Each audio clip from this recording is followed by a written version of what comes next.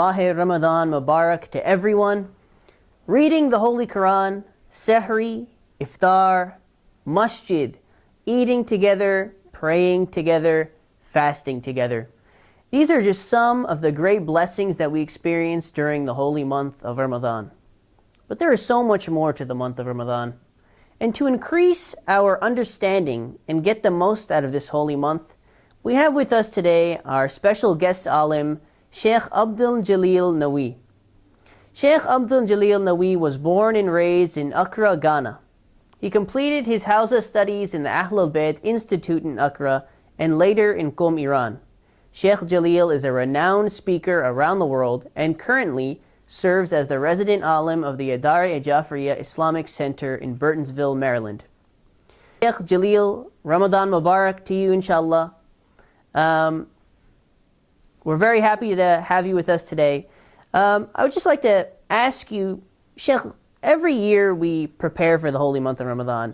I myself, I remember when I was younger, of course, Ramadan was all about eating and drinking. That was the entire point of the month for me. But now, of course, as I got older, I realized that there's more to the month of Ramadan.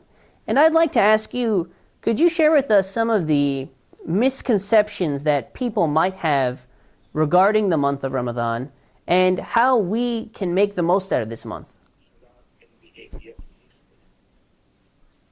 Very, very important. And the Prophet mentioned in that khutbah, أيها الناس من حسن خلقه في هذا الشهر كان له بذلك جوازا على السفر. Whoever is able to change his behavior, his manners, from bad to good, or from good to the best, the Prophet said that becomes a passport, an easy access that the person cross the path to Jannah easily. Which the Prophet wants to tell us that this is the month to take a time to change yourself. Now, number one, there are two important factors here. Number one, at the beginning of the month of Ramadan is the time of self-evaluation. Who am I? What am I at this point of time? Where am I at this point of time? And where do I have to be by the end of Ramadan? That's the time to evaluate yourself. And then after I evaluate myself in the beginning of Ramadan, then throughout the days of Ramadan, I am working on myself to uplift and to progress and develop myself to the best of my ability. This is one of the things the Prophet recommended to do in the month of Ramadan. That is number one. And there are many more also the Prophet mentioned we can do to make sure that we take the maximum benefit from this holy month of Ramadan. That was very well put. Of course, the sermon of Shabaniya, as you mentioned, lays everything out there. The next question I'd like to ask you, along the same lines as the first question, but a little more into detail. If you were going to make us a schedule for the month of Ramadan, what would that schedule look like? Number one, I will make a schedule of making what is the priority in this holy month of Ramadan. Now, many often people misprioritize things according to the teaching of Islam. For example, in Islam we have what we call wajib, then we have mustahab, then we have makruh, and we have haram. Many often people take mustahab more important than the wajib. For example, nawafil. It's mustahab. And the Prophet ﷺ has encouraged us to do more nawafil in the month of Ramadan. However, that doesn't mean that mustahab override the wajib. So what that means, if I am to put the schedule, the first and the foremost will be to take care of my wajibat on time. For example, my fajr, my zuhr, my asr, my maghrib and isha should be done on time. Because the Prophet says, أفضل الأعمال الصلاة في أول وقتها. The best deed one can do is the first and the most is what to pray on time. That will be my first schedule. That's number one. Number two, the second schedule I will put, many people even also often forget, as this is also very important to do in the month of Ramadan. And that is seeking knowledge, meaning learning, getting to know more about your Lord, your deen. This is very important. Now, many of you we think, okay, let me do my mustahab, let me do my dhikr, let me do my reading Quran, which is all good. But guess what? Guess what? The more you recognize Allah, the more knowledge of Allah you have, the more that put value in your nawafil. The more it put value in your reading Quran, the more it put value in your sadaqah you give, the more it put value in your fasting. So that ma'rifah is necessary. And that is why one companion asked Imam Hassan alayhi salam, what is the best thing to do during the Layal al-Qadr, the last 10 days of the last 10 nights of Ramadan? Then Imam Hassan alayhi salam said, أفضل الأعمال في ليالي القدر مذاكرة العلم. Seeking knowledge. To those days. Better than what? Nawafil. Yes. Better than reading Quran. Yes. Because if you don't recognize Allah, what does that do for you when you read dua, when you don't even know God? What good does reading Quran when I don't even know what Allah, who is Allah? So these are very important things that we can take seriously during the month of Ramadan, or put it in consideration. Learning, making sure that we more know about Allah, ma'rifah of Ahlul Bayt alayhim as-salam, because that night, one of the nights is the night of Imam Ali's Shahada. Now, who is Imam Ali? What kind of ma'rifah do I have for him? Now, let alone Imam Ali. Imam Hassan's birthday comes in the month of Ramadan. How much ma'rifah do I have for Imam Hassan alayhi salam? All of these are very important that I will put in priorities. MashaAllah, Sheikh, you mentioned the priorities that, of course, we have to have. In these priorities, of course, if we were to put a certain amount of time, for example, you mentioned, seeking knowledge is very important in this month. How much time do you think the youth should spend every single day in trying to seek knowledge, trying to, devote more time to the Holy Quran? How much time do you think is the bare minimum, you would say? Well, I think this differs from person to person, because everybody's schedule is not equal. Some youth are single, some Right. youth are married, some people are married with their parents, so they're taking care of their family and their parents at the same time, and then they have to work. So I think there are different, type of people and their responsibility. Now, one thing that I can suggest, at least, if a person can have at least half an hour, okay, at least in your busy schedule in the month of Ramadan, if you can spare half an hour, a good quality half an hour with Allah, I think it's more than enough. Because remember, in Islam, it's not about the quantity, it's more about the quality. And Allah said that in the Quran, هو خلق الموت والحياة ليبلوكم أيكم أحسن عملا. Allah subhanahu wa ta'ala, I created life and death to test you to see who does the best of the deeds. So now if I can get good 30 minutes with Allah with full benefit, that is better than 24 hours with nothing. Now, maybe 30 minutes is too much. If I can have 15 minutes of my time, good quality time with Allah subhanahu wa ta'ala, where I read Quran, let's say 5 minutes, but I give it 10 minutes of just thoughts or thinking or try to comprehend what I read. These can make a big difference. Because Imam Ali tells you and I, he said, read Quran as if Allah is talking to you and was revealed to you. Many often we read Quran as Allah revealed on somebody else. And I'm just trying to see what Allah is talking to him. While Quran is revealed on you. Alright? And it's a guide for you. So you make a time that you can seek knowledge and learn as much as you can from this holy book in this holy month of Ramadan. As a follow-up to what you Beautifully said. I'd like to ask that quality time. Are there any, tips that you can say to help us achieve that quality time? More than just, for example, saying, devoting something, I'm going to put this much time aside. How can we get that quality time so that we're not just reading the Quran, but that it has meaning and it, has an impact on us? Well, number one, see, Imam Ali alayhi salam, in his last will that he gave to his sons, Imam al-Hassan and Hussein, he mentioned that, Usikuma, I advise both of you, Imam al-Hassan and Hussein, وَجَمِيعَ وَلْدِي, and all my children, وَمَنْ بَلَغَهُ وَصِيَّتِي هَذِهِ, and whomever this message may reach. It says, أُوصِيكُمَا بِتَقْوَى اللَّهِ, I advise you to exercise God conscience, taqwa, piety. And then the next thing says, وَنَظْمِ أَمْرِكُمْ, and plan your affairs, organize your affairs.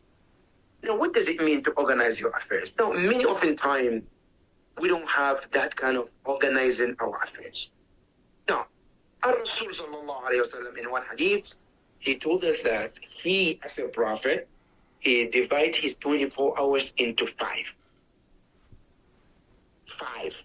He divides his time into five. Number one, he says, Sa'atun lima'ashi. Out of 24 hours, I dedicate certain hours for my daily work, where I go and seek my daily job, my daily bread, because that is one of my wajibat too. It's a responsibility. That's number one. Number two, it says, Sa'atun li ashabi. I have time for my people, my companions. The time that you spend with them, educate them, answer their questions. When somebody is sick, you visit them. When somebody is getting married, you join that. Right? It's time for others, where you can be beneficial to others. That's number two. Number three, is a wasa'atun li nafsi. I have time for myself. Time that I sleep and rest. But this body has a right upon you too. I cannot just running around doing everything and forget this body to give it its right upon himself, which is resting. So you have to dedicate time for it. That's number three. Number four, it says, Sa'atul li ahli. I have time for my family. Time to sit with my dad, my mom, call them, talk to them, see what I can do for them. Because they have a responsibility, or you have a responsibility. Their responsibility is on your shoulder as well. All right? That is also another responsibility. Now, another responsibility is time for my Creator. Time for Allah. Now, imagine 24 hours that I have. Where did that come from? From Allah. He gave me that. Now, can I give him out of that something for him, which is benefit me too? Yes. Now, what is that time? That time can be 10 minutes just to think. Forget about the Salat, Hajj, forget about all of that. Time just to reflect about Allah. And Rasulullah sallallahu alayhi wa alayhi, in one hadith, he says, التفكر ساعة خير من عبادة 70 سنة. Just to think 1 hour, thinking, right? It's better than to do ibadat of mustahab ibadat for 70 years. That 1 hour of thinking about Allah, thinking about your relationship with Him, your responsibility towards Him, His blessings that He keep giving to you on daily basis. All of this is better than just to pray 70 minutes, 70 years without thinking. No, that is time for Allah. So we have to think that the way we have this responsibility, Allah should be part of our schedule. Right? And we should make a time for Allah subhanahu wa ta'ala. The way we make time for other things, we all make a time for work because it's important. Yes. We make a time for our spouses. Yes, because it's important. We make a time for our social gatherings, social medias, which is good. But when is the time for my Creator? When is the time for my Maker? That is where we need to think about, especially in the month of Ramadan. Make a time for your Lord. And these, Allah subhanahu wa ta'ala, when you invite Him in your life, when you put your life in His hand, you see Him in every step of your life. And that is what we need in life. Very well put. There's a great amount of knowledge there, inshallah. We're able to implement a lot of what you said about making time for our Creator, the parts of the day, inshallah.